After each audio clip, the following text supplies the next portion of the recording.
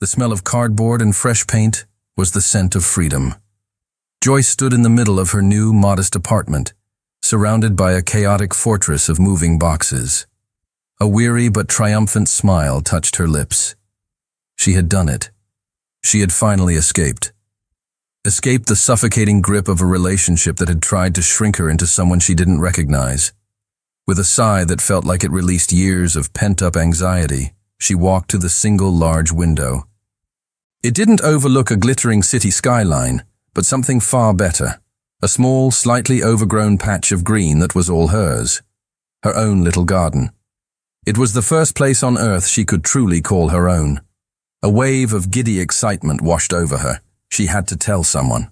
She pulled out her phone, her fingers flying across the screen as she typed a message to her best friend, Sarah. In her haste, fueled by exhaustion and pure joy, she didn't notice that her phone's predictive text had selected the wrong Sarah from her contacts, a number she didn't even recognize, saved from a work event years ago. The message read, "I'm finally here. This is my new home. It's small, but it's mine. Wish me luck." She attached a quick, blurry photo of her view of the little garden and hit send, her heart soaring. Across the city, in a sterile, minimalist penthouse that floated above the clouds like a lonely glass cage, Adrian Remington read the message. He had just endured a 10-hour day of back-to-back meetings where every single person had wanted something from him. His money, his time, his name. He was a commodity, a resource to be mined. He was exhausted, not from the work, but from the crushing weight of his own solitude. Then, his phone chimed with the message from an unknown number. He read the words, simple and vulnerable. He looked at the blurry photo of a small, imperfect garden, and something inside him, a part of him he thought had atrophied long ago, shifted. The message was a tiny, accidental window into a life that felt more real than his own. It was a note of pure, unadulterated hope, sent out into the void. It disarmed him completely. His first instinct, the instinct of a man whose entire life was managed by assistants and firewalls, was to ignore it. To delete it. His second was to reply with a curt, "Wrong number." He did neither. Instead, he felt an impulse he hadn't felt in years. A spark of genuine, unscripted curiosity. He typed the address from the message's metadata into his phone's map. It was in a quiet, unassuming neighborhood he'd never even driven through. The next morning, Adrian Remington sat in his $100,000 car, a simple, beautiful bouquet of wildflowers resting on the passenger seat. He was driving toward a part of the city he had no business being in, toward a woman he had never met, with no logical explanation for his actions. He just knew he had to see the garden for himself. Joyce was wrestling with a particularly stubborn box of books when a firm, polite knock echoed from her front door. She froze. She wasn't expecting anyone. Sarah wasn't due to come over until the weekend, and the landlord had already given her the keys. A flicker of anxiety, a leftover reflex from her old life, went through her. She peeked through the peephole and her confusion only deepened. A man stood on her doorstep. He was tall and impossibly well-dressed for a Tuesday afternoon in her quiet neighborhood, wearing a dark blazer that looked soft and expensive even through the distorted lens. And he was holding flowers. Hesitantly, she opened the door a few inches, leaving the chain on. "Can I help you?" The man offered a small, almost shy smile. His eyes were a startling, intelligent gray. "I hope so," he said, his voice calm and steady. "I think you wished me luck." Joyce stared at him, completely bewildered. "I'm sorry?" He held up his phone, the screen displaying her message from the day before, complete with the little house emoji. "This was you, right?" The realization hit her like a physical blow. A hot wave of mortification washed over her. She had sent her new address, her private little message of hope, to a complete and utter stranger. Her first instinct was to slam the door, to hide from the sheer, cringing embarrassment of it all. But then she looked at him again. There was no judgment in his eyes, no hint of a smirk. There was just a quiet, gentle curiosity. a sort of contained tenderness that was utterly disarming. And instead of slamming the door, she started to laugh. It wasn't a small, polite chuckle. It was a real, genuine, rolling laugh of pure, unadulterated absurdity. A laugh that acknowledged the complete and utter ridiculousness of her life. "Oh my God," she said between gasps of laughter, finally unlatching the chain and opening the door fully. "I cannot believe I did that. I am so sorry. It was a total accident." Her laughter seemed to break a spell in him. The formal politeness in his expression softened into a genuine, captivated smile. "There's no need to apologize," he said, his voice warm. "It was the best message I received all day." He extended the bouquet of wildflowers, a vibrant, unruly mix of daisies, lavender, and cornflowers, her absolute favorites. "I'm Adrian," he said simply, "and these are for your new home." She took the flowers, her fingers brushing against his. A tiny, unexpected spark of electricity shot up her arm. She looked from the beautiful bouquet to his kind, handsome face, and made another impulsive decision.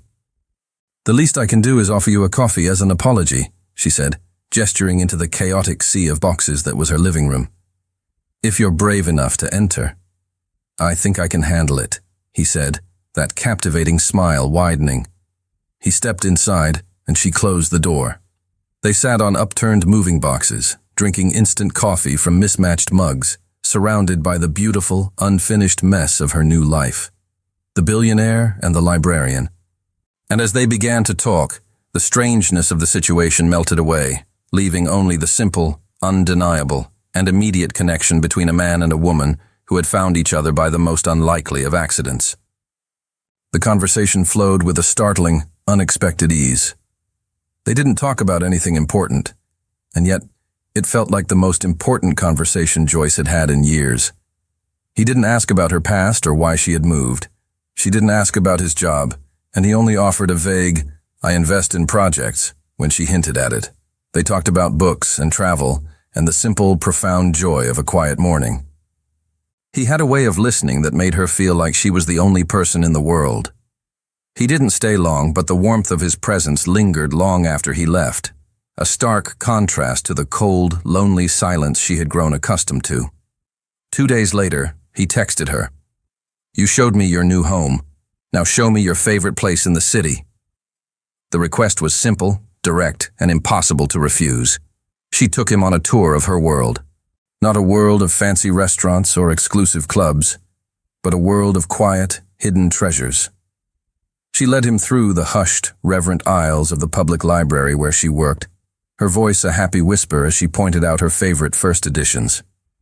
She took him to a dusty second-hand bookshop that smelled of aging paper and forgotten stories. She introduced him to the owner of a tiny tea shop that served the best Earl Grey in the city. Through it all, he was a quiet, attentive observer. He seemed utterly fascinated by the texture of her life, by the passion she had for stories, by the simple, genuine connections she had with the people in her small community. He wasn't just visiting her world, he seemed to be breathing it in, like a man who had been starved of air. They were leaving the tea shop, laughing about a story he'd told, when a familiar voice cut through their easy camaraderie like a shard of ice. "Joyce, fancy seeing you here." Joyce froze. It was Kevin, her ex. He stood on the sidewalk, his arms crossed, a possessive, condescending smirk on his face. He had that look he always got when he felt his ownership was being challenged. "Kevin," she said, her voice tight, all the warmth draining from her face. "What are you doing here?" "Just grabbing a coffee," he lied smoothly, his eyes raking over Adrian with a dismissive, appraising glance. "Who's your new friend? I thought you told me you needed space." "Time to be alone." The implication was clear. "You can't survive without a man, can you?" Joyce felt a familiar wave of shame and anger. She opened her mouth to deliver a sharp retort, to put him in his place. But Adrian was faster. He didn't raise his voice. He didn't square his shoulders. He simply took a half step forward, placing himself ever so slightly between Joyce and her ex. It was a subtle, almost imperceptible shift, but it changed the entire dynamic of the street. "She's not alone anymore," Adrian said, his voice quiet, yet carrying a tone of absolute, unshakable authority. He gently placed a hand on the small of Joyce's back, a gesture that was both protective and possessive. The warmth of his touch seeped through her sweater, a steadying, grounding force. "Come on, darling," he said, his voice softening as he looked at her, completely dismissing Kevin as if he were nothing more than a piece of litter on the sidewalk. He guided her away, down the street, leaving Kevin standing there, speechless and utterly irrelevant.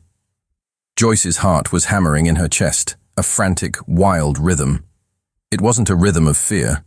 It was the thunderous, exhilarating beat of being defended, of being protected, of being, for the first time, truly seen. The walk back to her apartment was quiet, but it was a comfortable, charged silence. The ghost of Kevin's smug expression and the quiet, definitive way Adrian had dismissed him hung in the air between them. Adrian's hand was no longer on her back, but she could still feel the phantom warmth of his touch. Inside her small living room, surrounded by the half-unpacked boxes that were slowly starting to resemble a home, she finally broke the silence. "Thank you," she said, her voice soft but full of a sincere gratitude that went far beyond the single incident, "for what you did back there. No one's ever done that for me before." "He had no right to speak to you that way," Adrian said simply, his gaze steady. It wasn't a big deal to him. It was just a fact. The connection between them deepened in that moment, a new, more intimate thread weaving itself into the fabric of their unlikely relationship. In the days that followed, they fell into an easy rhythm. They spent a long, lazy Saturday afternoon in a park, sitting on a bench, reading their own books in a comfortable, shared silence that felt more intimate than any conversation. With him, she felt a sense of safety she hadn't realized she was missing. With her, he felt a sense of peace that had been absent from his life for as long as he could remember. It was during that afternoon in the park that she finally worked up the courage to ask. "That first day," she began, her eyes on the pages of her book, not daring to look at him, "when you showed up at my door, you had this look in your eyes, a kind of loneliness." She finally glanced at him. "Why did a stranger's text message make you drive all the way across town with a bouquet of flowers?" The question was gentle, but direct. He was silent for a long moment, watching a group of children play in the distance. The easy, relaxed posture he held beside her tightened almost imperceptibly. "The people in my world," he began, his voice low and thoughtful, "they don't really see me. They see a name, a bank account, a resource. They look at me and they calculate what I can do for them, what they can get from me." He finally turned to look at her, and for the first time, she saw a crack in his calm, collected armor. She saw the profound, weary loneliness of the man in the glass penthouse. "Your message," he continued, a small, sad smile on his lips. "It wasn't asking for anything. It was just real. And being with you, here, in your world, it feels real. It's the first time in a very long time that I feel like someone is seeing me, and not the projects I invest in." His vulnerability was a raw, unguarded thing, and it touched her more deeply than any grand gesture ever could. She understood now. They were both lonely, just in different ways. He was lonely in a crowd. She had been lonely with just one person. He saw the understanding in her eyes, and it gave him a courage he didn't know he possessed. "I don't want to mess this up, Joyce," he whispered, his voice thick with an emotion he couldn't name. He leaned in, his gaze searching hers, and he kissed her. It was a tender, questioning kiss, a kiss full of all the feelings he didn't know how to say out loud. It was a kiss that tasted of hope and fear, and the beginning of something beautiful and terrifying. As she kissed him back, melting into the warmth and safety of his arms, neither of them wanted to acknowledge the secret that still hung between them like a shadow, the truth of who he really was, and the world of projects and power he would eventually have to return to. The kiss changed the dynamic from a question into a quiet statement. They were no longer just two strangers brought together by a happy accident. They were Adrian and Joyce, two people who were, against all odds, falling for each other. He continued to be a regular, comforting presence in her new life. He would drive out to her small town, leaving his own world behind completely. They would spend their time in her world, governed by her rules. They'd browse the library, take long walks, and cook simple dinners in her small kitchen. He never talked about his work, and she learned not to ask. His life in the city was a black box, and she was, for the moment, content not to look inside. She was happy in their shared bubble, but bubbles, by their very nature, are fragile. One Friday afternoon, Adrian was driving to her apartment when the engine of his sleek, dark gray Aston Martin, a car that was so ridiculously out of place in her town that it might as well have been a spaceship, began to sputter. It died completely on a quiet side street 2 blocks from her home. With a frustrated sigh, he called the local auto shop. A grizzled, friendly mechanic named Gus arrived a few minutes later in a greasy tow truck. As Gus popped the hood, his eyes fell on the watch on Adrian's wrist as he leaned against the car. "Whoa, buddy," Gus said, whistling under his breath. "That's a Patek Philippe, isn't it? The Calatrava." He squinted at Adrian. "My old boss back in the city had one of those. Cost more than my house. You must be somebody important." Adrian's smile was tight, his posture suddenly stiff. "Just a lucky investment," he said smoothly, deflecting the comment. He quickly paid Gus in cash for the tow and the future repair, eager to end the conversation. But Joyce, who had walked over after he'd called to say he was running late, saw the whole exchange. She saw the flicker of discomfort in Adrian's eyes, the way he immediately tried to shut down the conversation. It was a small thing, a tiny discordant note in the beautiful melody they had been composing. But it stuck with her.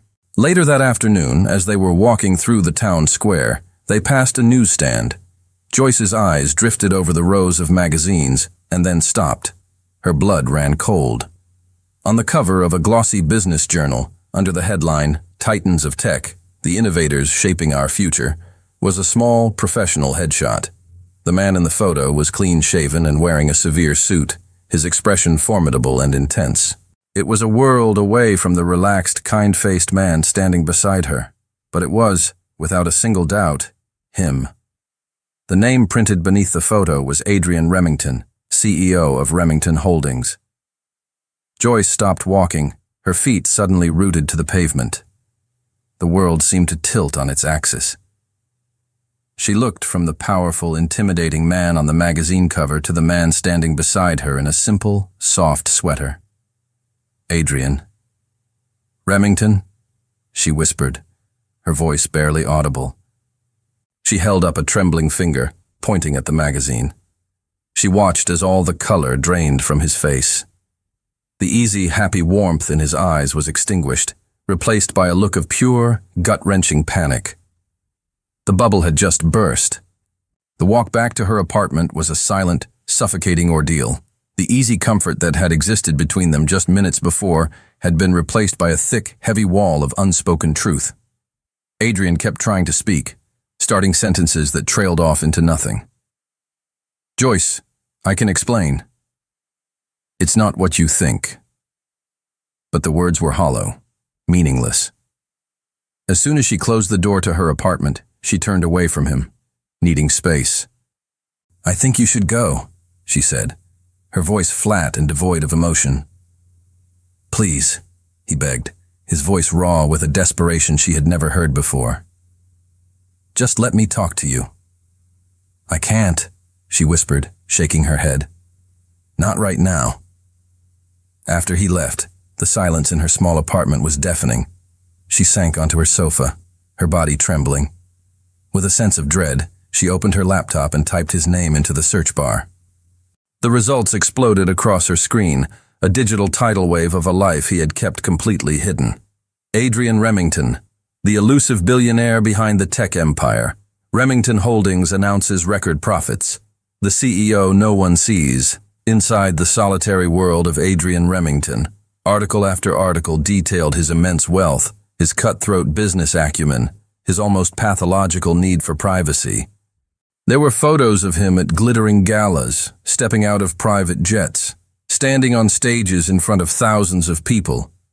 It was a life of unimaginable power and privilege, and it was a life he had meticulously, deliberately hidden from her. The pain that lanced through her was sharp and shockingly deep. It wasn't the money. She couldn't care less about the money. It was the lie of a mission. The fact that he had curated a version of himself for her, a simple, quiet man who loved books, all while hiding the truth of his global empire. Her mind, a traitor, immediately flashed to Kevin. To the lies he had told, the ways he had manipulated her, the feeling of being made a fool of.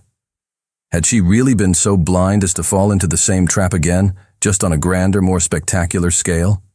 A cold, sickening insecurity washed over her. Had this all been a game to him? A little diversion? Was she just the simple girl from the wrong number? A quaint, amusing pastime for a bored billionaire before he returned to his real life of supermodels and boardrooms? The thought was a humiliation so profound it made her feel physically ill. A knock on the door made her jump. She knew it was him. She opened it to find him standing there, his face etched with panic and regret. The powerful CEO from the magazine cover was gone, replaced by the vulnerable man she had come to know. "Joyce," he pleaded, his voice breaking. "Please, just let me explain." She looked at him, her heart a tangled mess of love and betrayal. "Explain what, Adrian?" she asked, her voice cold and brittle, a shield against the pain. "That you were ashamed of me? Or that I was just an exotic little hobby for you to enjoy on your weekends off?" Her words struck him with the force of a physical blow. He flinched, the pain and shock clear on his face. "No," he said, his voice ragged. "Joyce, never. It was never like that." He stepped inside, his desperation so palpable it seemed to suck the air out of the room. "Can I please just talk to you? 5 minutes." She hesitated, then gave a short, bitter nod, stepping back to let him pass. She wrapped her arms around herself, a defensive posture against him, against the fresh wave of hurt his presence caused. "I wanted to tell you," he began, running a hand through his hair in a gesture of pure frustration. "So many times, but I was a coward. I was afraid." "Afraid of what?" she shot back, her voice sharp with disbelief. "The man who runs a multi-billion-dollar empire was afraid of a small-town librarian?" "I was afraid of this," he exclaimed, gesturing around the room, at the space between them, at the wreckage of their trust. "I was afraid of the moment your eyes would change when you looked at me. The moment I would stop being Adrian and start being Adrian Remington. I just wanted something real. For once in my life, I wanted to be sure that someone liked me, the man who loves old books and gets lost on country roads, and not the name, not the money." His explanation, which should have been flattering, felt like an insult. It was the final confirmation of her deepest insecurity. He had been testing her all along. "So you didn't trust me," she said, her voice dangerously quiet. The anger was draining away, leaving behind a cold, hard clarity. "From the very beginning, you assumed I would be like everyone else. You assumed the money would matter to me." She took a step closer, the power dynamic shifting. She was no longer the wounded party. She was the prosecutor, and he was the one on trial. "Don't you see the irony, Adrian?" she continued, her voice laced with a sad, cutting wisdom. "For someone so determined to escape the world of money, you're the only one who couldn't see past it. You were so blinded by your own wealth that you couldn't imagine someone else not being blinded by it too. You didn't give me a chance to show you who I was.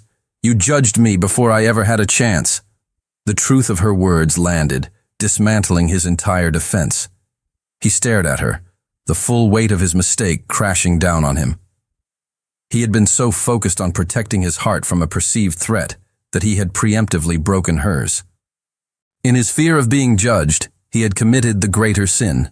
He had judged her.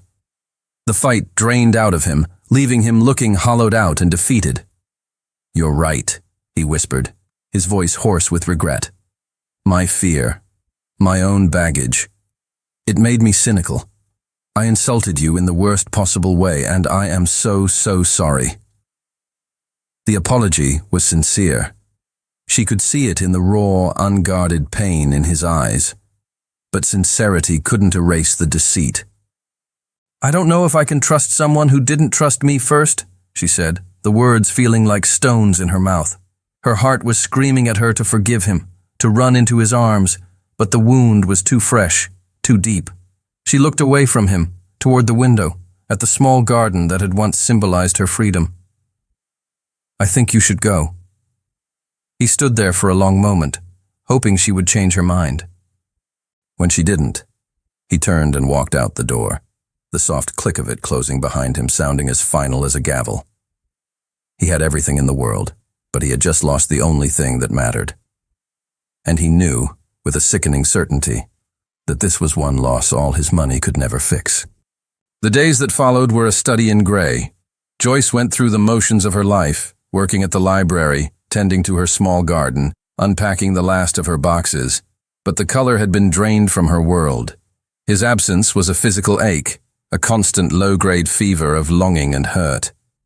Adrian, for his part, was adrift.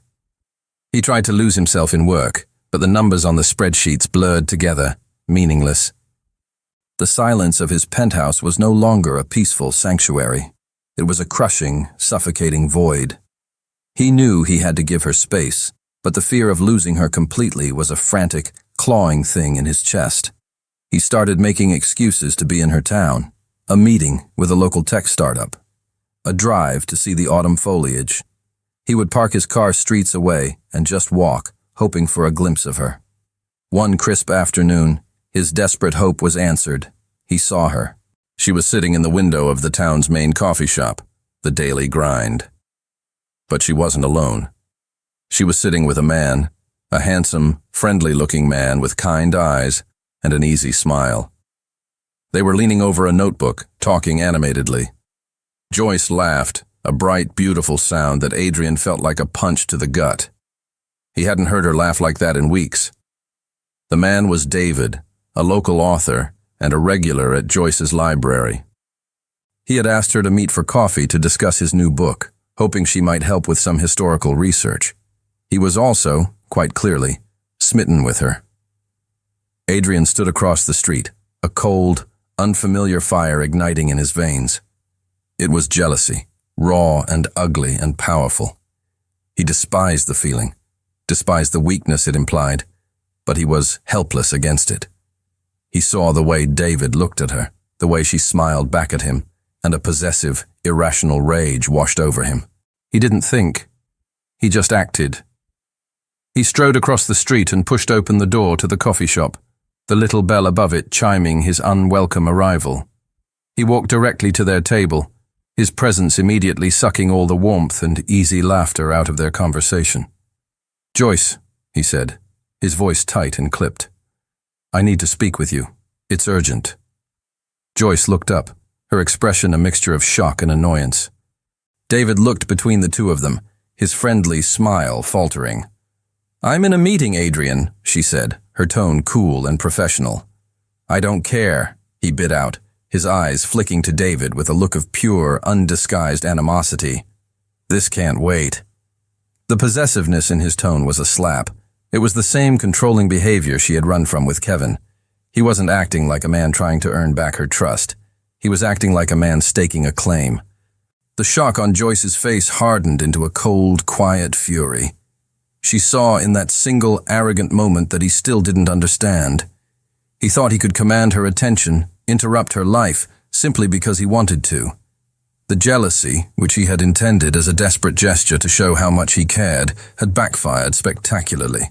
It had only served to prove her deepest fear, that at his core, he was just another powerful man who believed the world and everyone in it should bend to his will. The silence at the small coffee shop table was thick enough to cut with a knife. David, the author, looked between Adrian's thunderous expression and Joyce's furious one, and quickly gathered his things. "We can continue this another time," he said to Joyce, giving her a concerned look before making a hasty exit. Now they were alone, the object of Adrian's jealousy gone. But the damage was done. "How dare you," Joyce said, her voice a low, trembling whisper of pure rage. "How dare you come in here and do that? You act exactly like him, Like Kevin, you think you can just show up and command my attention because you feel threatened? Her words, comparing him to her controlling ex, were a dagger to his heart. He visibly recoiled, the anger draining out of him, replaced by a wave of shame so profound it made him feel dizzy. She was right. He had acted like a possessive fool. He sank into the chair David had just vacated, the fight completely gone from him. "You're right," he said, his voice rough with self-loathing. "I was jealous, and I acted like a child. I'm sorry."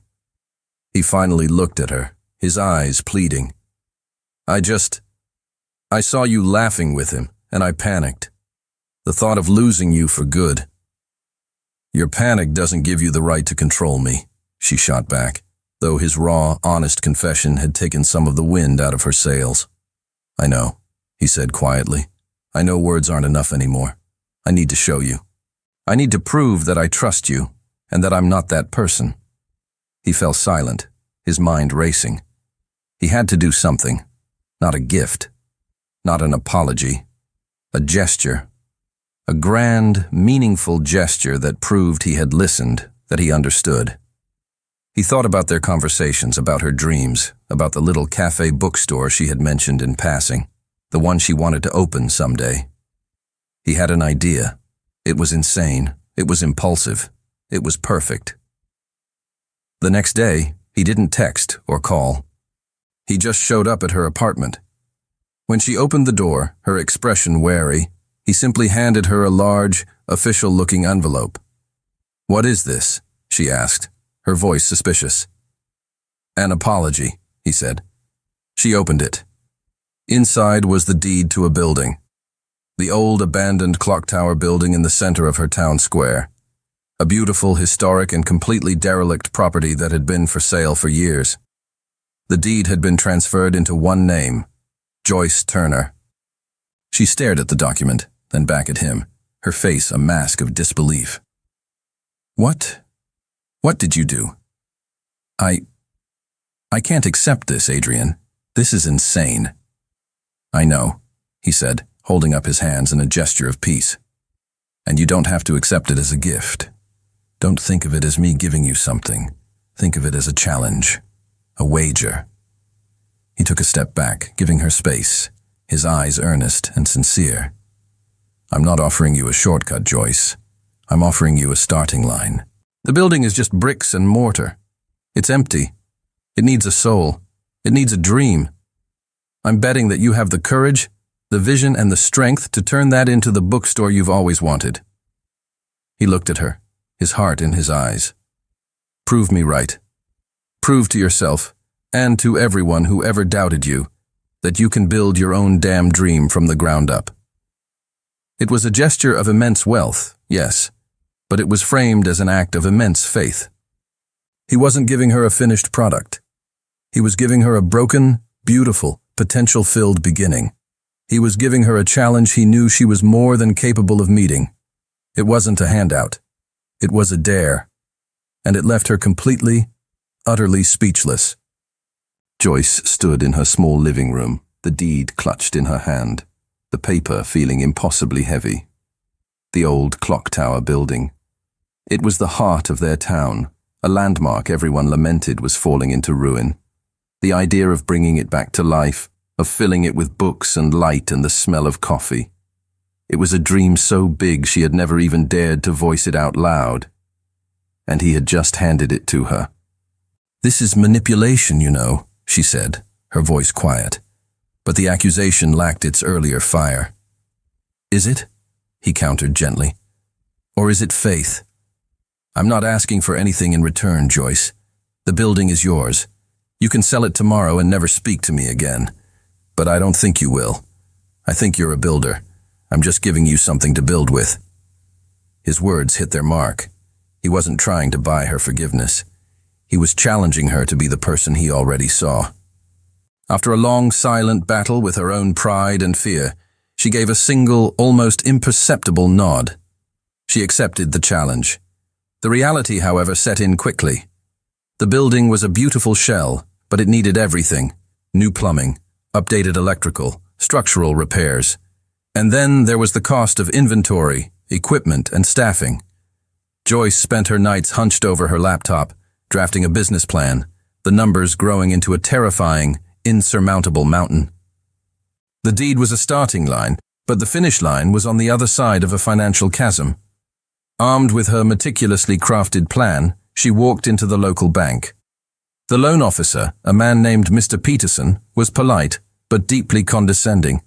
He looked at her application, librarian, single, no collateral other than a recently gifted derelict building, and his smile tightened. "It's a lovely idea, Ms. Turner," he said, his tone patronizing. "A real credit to the community. But the numbers just aren't there. The risk is far too high. I'm afraid the bank can't help you." The rejection was a cold, hard slap of reality. Dejected, she was gathering her papers when the door to the small office opened. It was Adrian. He didn't even glance at the loan officer. He walked directly to the chair beside Joyce and sat down, his presence instantly changing the atmosphere in the room from one of dismissal to one of high-stakes importance. "I apologize for the interruption," he said calmly, his voice smooth as steel. "I'm here regarding Ms. Turner's business loan application." Mr. Peterson's eyes widened as he finally recognized the man from the business journals. Mr. Remington, I didn't realize you were involved." "I'm not," Adrian said coolly. "This is Ms. Turner's project entirely. However," he continued, his gaze unwavering, "I am here to offer my services as a co-signer and personal guarantor for the loan." He then turned his head slightly, his eyes meeting Peterson's. "And my legal team at Remington Holdings will be happy to review the loan agreement to ensure the terms offered are fair and equitable for a promising new local business such as this one." The threat was veiled, but unmistakable. He wasn't offering to pay for it. He was offering to stand beside her. He was using his immense power not to save her, but to force the world to take her seriously. He was leveraging his empire to ensure she got a fair fight. Mr. Peterson, who was now sweating profusely, began shuffling papers with a newfound urgency. "Of course, Mr. Remington. I believe we may have been too hasty. Let me just reevaluate these projections." Joyce sat in stunned silence, watching the scene unfold. He wasn't her savior. He was her partner, her enforcer, her champion. And in that moment, she realized that this was what it looked like when a man like Adrian Remington truly fought for you. Not with money, but with the full, terrifying, and magnificent weight of his name. With the loan approved, on remarkably favorable terms, the real work began.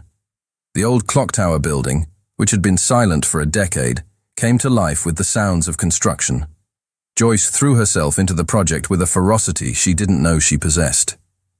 She was no longer just a librarian. She was a project manager, a designer, an entrepreneur. She spent her days managing contractors, her evenings choosing paint colors and light fixtures, and her nights poring over book catalogs. It was exhausting, terrifying, and the most exhilarating thing she had ever done. And through it all, Adrian was her silent, steady partner. He kept his promise. He never interfered, never offered his opinion unless asked. But he was always there. He would drive out from the city on weekends, not in one of his tailored suits, but in worn jeans and a faded t-shirt. He would show up with coffee and donuts for the construction crew. He would spend hours helping her, not with business advice, but with the actual physical labor. He learned how to spackle drywall. He helped her sand and refinish the original hardwood floors. He spent an entire Saturday on a ladder, carefully cleaning the face of the old clock, his brow furrowed in concentration. He reveled in the simple, satisfying work, in the feeling of sawdust on his hands, and the honest ache in his muscles at the end of the day. In building her dream, they were inadvertently rebuilding their own connection. The tension and mistrust were sanded away like old varnish, revealing the strong, beautiful grain of their affection beneath. She saw a side of him that no one else in the world got to see, the patient, hard-working, surprisingly funny man who was completely out of his element and utterly, deeply happy. He, in turn, saw her come alive. He watched her command a room full of burly contractors, her quiet authority leaving no room for argument. He saw her passion, her vision, her unwavering determination. He was falling in love all over again, not with the quiet librarian he had met by chance, but with the powerful, capable force of nature she was becoming. One afternoon, as they were covered in a fine layer of plaster dust, laughing as they tried to assemble a particularly complicated bookshelf, Kevin appeared in the open doorway. Her ex stood there, taking in the scene, a look of pure, baffled disbelief on his face. "Seriously, Joyce?" he sneered, his voice echoing in the cavernous, half-finished space. "You're playing house?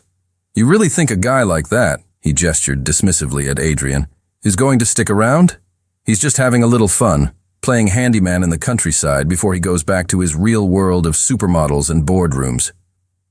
The words were meant to be a poisoned dart, designed to hit her deepest insecurity.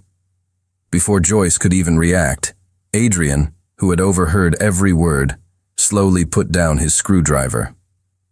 He wiped his dusty hands on his jeans and walked toward Kevin, his movements calm and deliberate. He didn't look angry. He looked tired. He stopped in front of Kevin and placed a protective arm around Joyce's shoulders, pulling her close. "You've got it all wrong," Adrian said, his voice quiet but carrying the weight of a profound revelation. He looked from Kevin's smug face to Joyce's worried one, and then around at the beautiful, chaotic mess they were building together. "I'm not visiting her world," he said, his gaze locking with Kevin's, his voice filled with a raw, humble sincerity that shocked them both. "I'm desperately trying to become a part of it." The public, heartfelt confession left Kevin speechless. But more importantly, it left Joyce breathless, the last of her doubts and fears dissolving in the face of his simple, powerful, and undeniable truth. The night of the grand opening was pure magic. Wildflower Books and Cafe was no longer a dusty, derelict building. It was the living, breathing heart of the town. The old clock tower had been restored, its hands ticking once more. Inside, the space was warm and inviting, filled with the scent of old paper, fresh coffee, and the low, happy hum of a crowd that had come out in droves to support their newest, most beloved local business. Joyce was a whirlwind of motion and light. She moved through the space she had created, her face glowing, greeting old friends, recommending books, and beaming with a pride so profound it was almost overwhelming. This was her. Every shelf, every book, every warm, welcoming corner was a testament to her strength and her vision. Adrian, true to his word, stayed in the background. He wasn't the billionaire benefactor or the silent partner. He was just Joyce's boyfriend, a proud, supportive presence in the corner of the room. He watched her shine, his heart swelling with a love and admiration so immense it almost hurt. He knew, with a certainty that settled deep in his bones, that this was her world. He was just a lucky, grateful guest. Late in the evening, as the initial rush began to subside, Joyce's best friend, Sarah, cornered Adrian by the poetry section. "She's incredible, isn't she?" Sarah said, a proud, knowing smile on her face. "She's everything," Adrian replied, his eyes never leaving Joyce. Sarah's smile softened. "You know she's terrified, right?" Adrian's head snapped toward her, his expression confused. "Terrified? Of what? Look at this place. She's a massive success."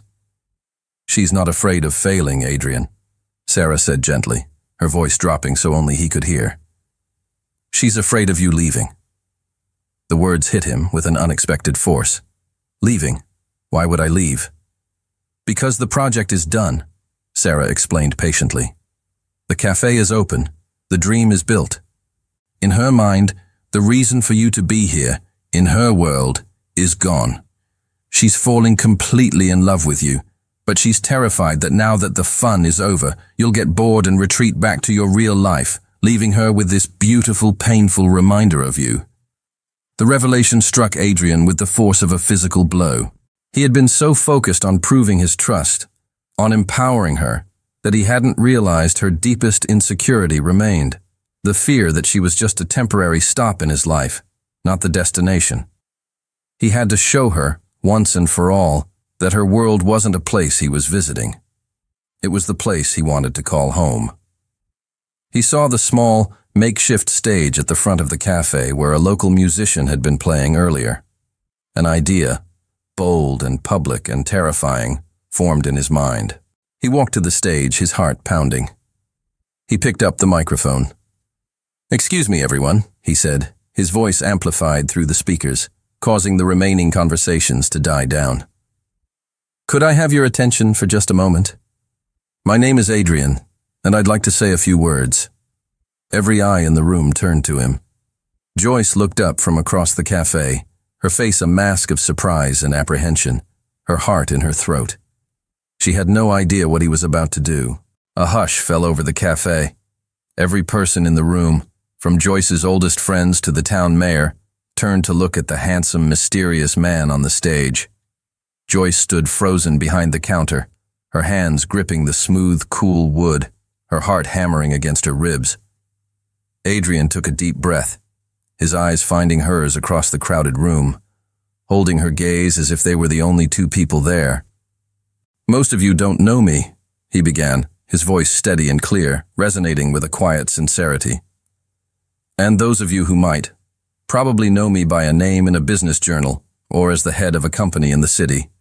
You know me for the world I was born into." He paused, letting his eyes drift around the beautiful, warm space Joyce had created. "But over the last few months," he continued, his voice softening, "I've learned that success isn't about the height of your buildings or the numbers on a balance sheet. It's about building something that matters, something with a soul. And no one has taught me that more profoundly than Joyce." He looked directly at her now, his heart in his eyes, a public declaration unfolding. "I didn't help Joyce build this place," he said, his voice thick with an emotion he made no attempt to hide. "The truth is, this place, and the incredible woman who poured her heart and soul into it, built me back. It reminded me what it feels like to be a part of a community. It reminded me what it feels like to be real." He then announced the first major initiative of his company's newly formed philanthropic foundation, a multi-million-dollar grant program dedicated to funding and mentoring small-town entrepreneurs who have a dream of revitalizing their communities. "This program," he announced, "was inspired by the vision of one person, and I can think of no one better to sit on its board and help us find other dreamers like her than Joyce Turner herself." A wave of gasps and murmurs went through the crowd. He wasn't just praising her, he was elevating her, making her a leader, a partner in his own world, on her own terms. He set the microphone down and walked off the stage, moving through the stunned, silent crowd directly toward her. He didn't stop until he was standing in front of her, the bustling cafe fading into the background. "I don't want to be a visitor in your world anymore, Joyce," he whispered, his voice for her alone, his gaze intense and full of a deep, unwavering love. "I want to live in it, with you." The public speech had been for the town, for the world to legitimize her. But this final whispered declaration was just for her. It was the ultimate answer to her deepest, most unspoken fear, and it left her completely, utterly breathless. Life found a new, beautiful normal. Adrian was true to his word. He didn't just visit her world, he began to build a life in it. He bought a small, unassuming house on the edge of town, one with a garden of its own next to a quiet stream. He still ran his empire, but he did it more and more from the small office he set up in his new home, proving that his center of gravity had shifted permanently. Joyce, in turn, flourished. She ran her cafe with a joyful confidence and poured her heart into the new foundation, her insights and empathy making it an immediate success. The line between his world and her world blurred until it was simply, beautifully, their world. One perfect golden afternoon in late spring, he told her he was taking her on a picnic. He drove them out of town, to a place she had never been, a rolling meadow blanketed in the same kind of vibrant, unruly wildflowers he had brought to her door on that first fateful day. They sat on a soft blanket, surrounded by the quiet hum of bees and the gentle rustle of the wind. They were relaxed, happy, their shoulders touching, a comfortable, easy silence between them. This, Joyce thought, was the purest form of happiness she had ever known. After a while, Adrian reached into the picnic basket and pulled out not a bottle of wine, but a small, antique-looking book. It was bound in soft, worn leather, with no title on the cover. "I found something I thought you might like," he said, his eyes sparkling with a secret.